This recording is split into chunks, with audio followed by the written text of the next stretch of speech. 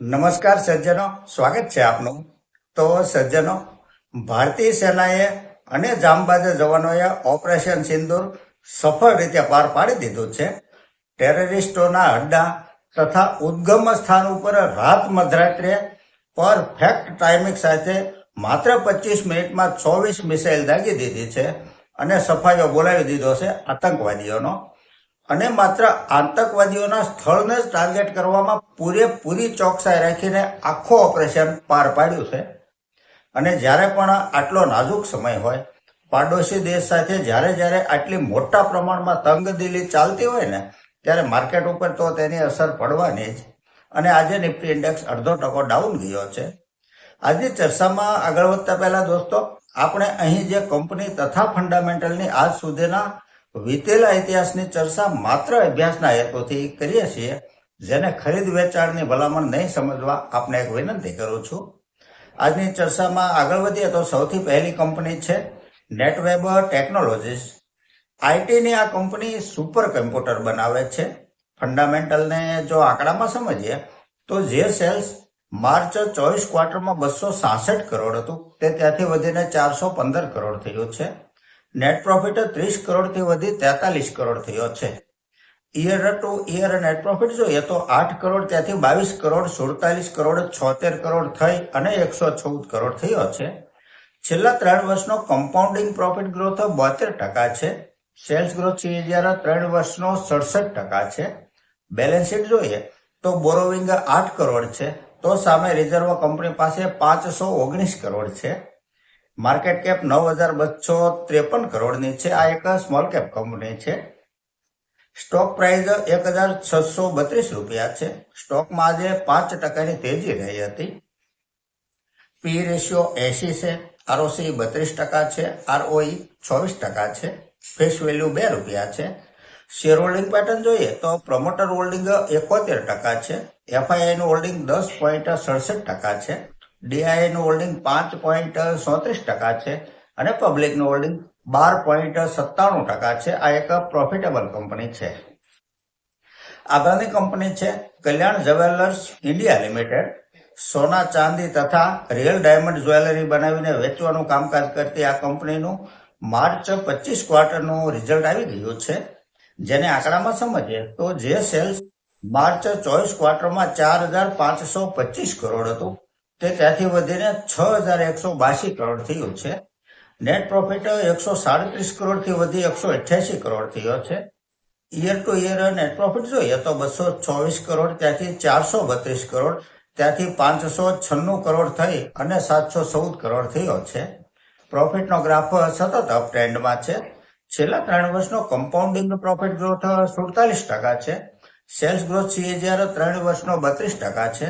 Balance sheet જોઈએ તો borrowing 4,959 crore છે. રિઝર્વ કંપની પાસે 3,772 કરોડ છે. રિઝર્વની તુલનામાં કરજ થોડું વધારે કહી શકાય.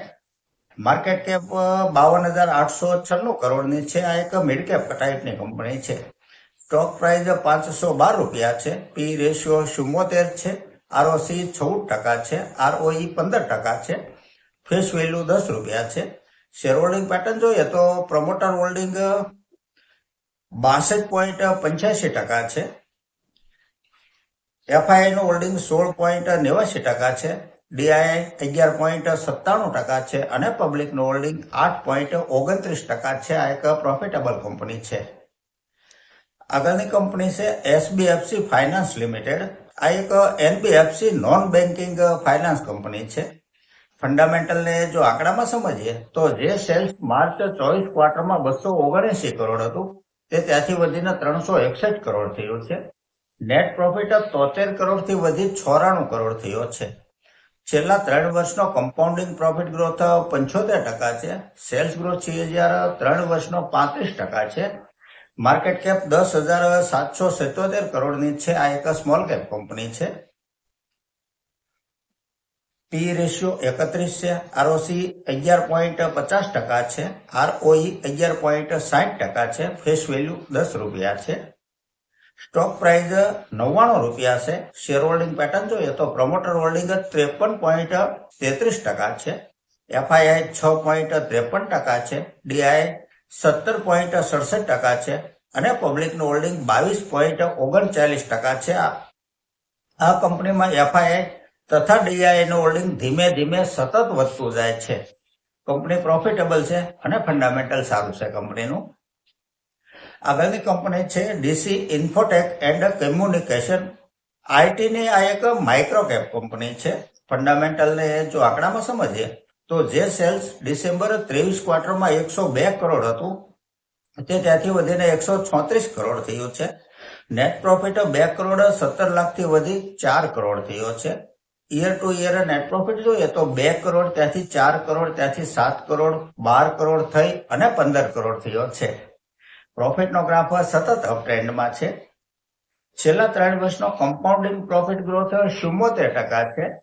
સેલ્સ ગ્રોથ CAGR 3 વર્ષનો 40% છે. બેલેન્સ શીટ જોઈએ તો બોરોવિંગ 63 કરોડ છે. રિઝર્વ કંપની પાસે 48 કરોડ છે. રિઝર્વની સરખામણીમાં બોરોવિંગ થોડું વધારે છે. માર્કેટ કેપ ફક્ત 368 કરોડની છે. સ્ટોક પ્રાઇસ 260 રૂપિયા છે. પી રેશિયો 24 છે. ROC 28% છે. ROE 29% છે. ફેસ વેલ્યુ 10 રૂપિયા છે. શેર હોલ્ડિંગ પેટર્ન જોઈએ તો પ્રમોટર હોલ્ડિંગ 59.78% છે. એફઆઈઆઈ 1.26% છે અને પબ્લિકનું હોલ્ડિંગ 38.97% છે. આ એક પ્રોફિટેબલ માઇક્રો કેપ કંપની છે. તો સજ્જનો, આ સાથે આજની આ ચર્ચા એ પૂરી કરીએ છીએ. જો આપને ચર્ચા પસંદ આવી હોય તો લાઈક અને સબસ્ક્રાઇબ કરવા વિનંતી કરું છું. નમસ્કાર.